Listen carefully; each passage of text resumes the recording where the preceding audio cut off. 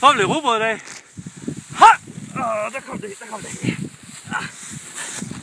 Så er jeg landet ude i en kornmark, fordi jeg tænkte, det var nok et af de bedste steder for at finde ud af, hvor i alverden kommer rugbrød fra. Ikke? Og hvem er det, vi skal sige tak, fordi at vedkommende har lavet det her til os. Så jeg tror måske, der er en dernede, vi kunne spørge. Jeg prøver lige at gå ned og se.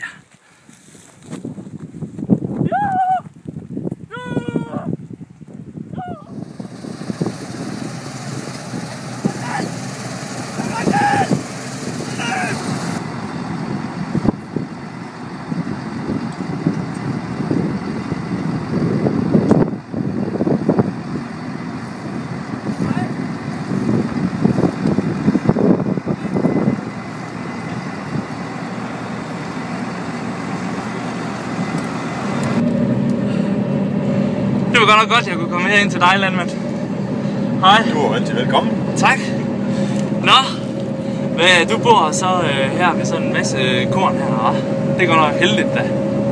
Nej, det er rigtig heldigt, men nu har vi jo, jeg har jo så selv puttet meget af det i. Har du selv puttet kornet i? Ja, så kommer der ikke noget op af jorden igen. Okay. Hvor mange har du puttet i? 160 kilo per hektar, cirka. 150 kilo? Det er cirka 30.000 kerner. 30.000 kerner? 30 kerner per, 300 kerner per kvadratmeter. Hold da op, mand. Det er da helt vildt. Men så har du sørget for, at prøv lige at se det ud. Så kommer der så meget korn ud bagefter. Men så har du så sørget for, at det kommer op af jorden sådan? Altså, hvordan har du fået det til at gro sådan? Giv det noget gødning. Gødning, det gør, at det gror. Ja. Fantastisk. Ja. Jamen, så tror jeg simpelthen, at vi har fundet ud af,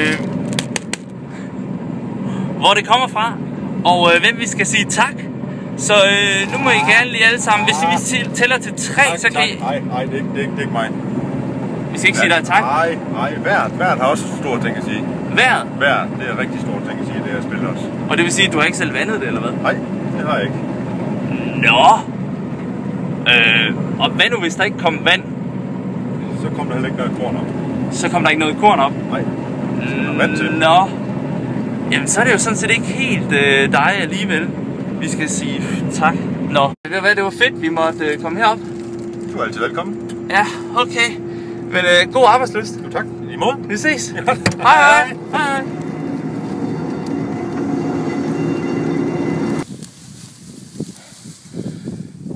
Så vi skal simpelthen finde ud af, hvordan landmanden, han putter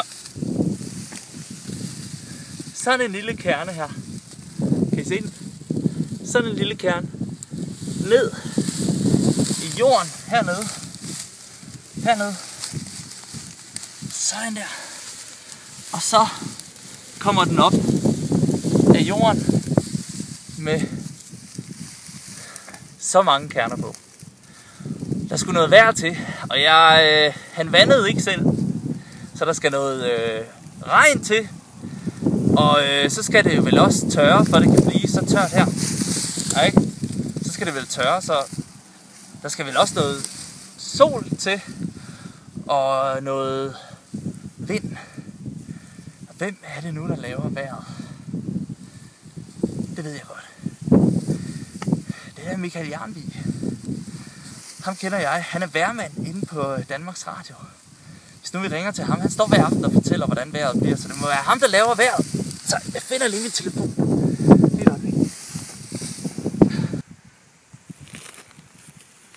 Hej René. Hej. Hej, er det Michael Jernvig? Ja. Hej. Ved du hvad?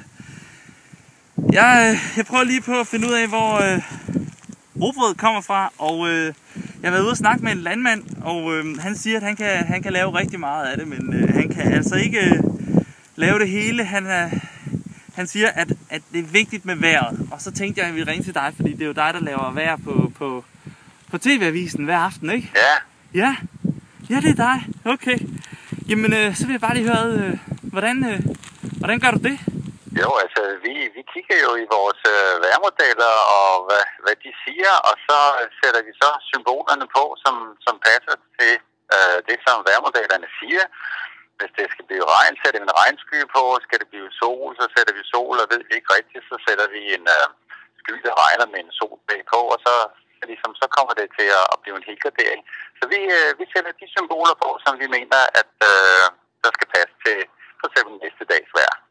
Nå, så det vil sige, at det er simpelthen ikke dig, der laver vejret, men du laver bare sådan nogle billeder til at putte op på tv? Jo, det er bare billeder, altså det er jo grafik, altså man tager nogle symboler og ligesom fører over det.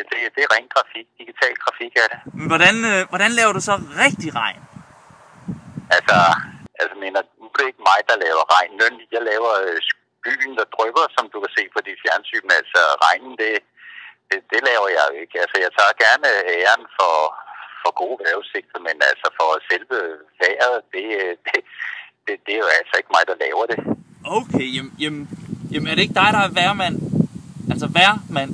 Jo, men altså jobbet som vejrmand består jo sådan set i ligesom at kigge naturlovene lidt over skulderen og se, hvad der kommer til at ske, og så videreformidle det til folket. Nå.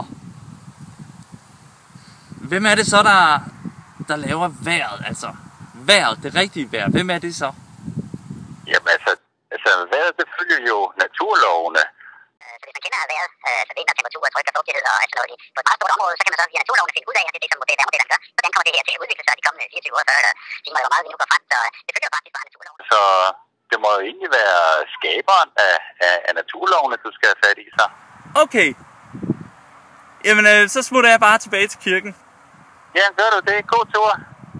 Ja tak, vi ses. Ja, det gør vi. Hej. Hej. Nå, okay. Jeg er altså helt forkert på den. Jeg tror lige, jeg kommer tilbage til jer lige om lidt. 1, 2, 3.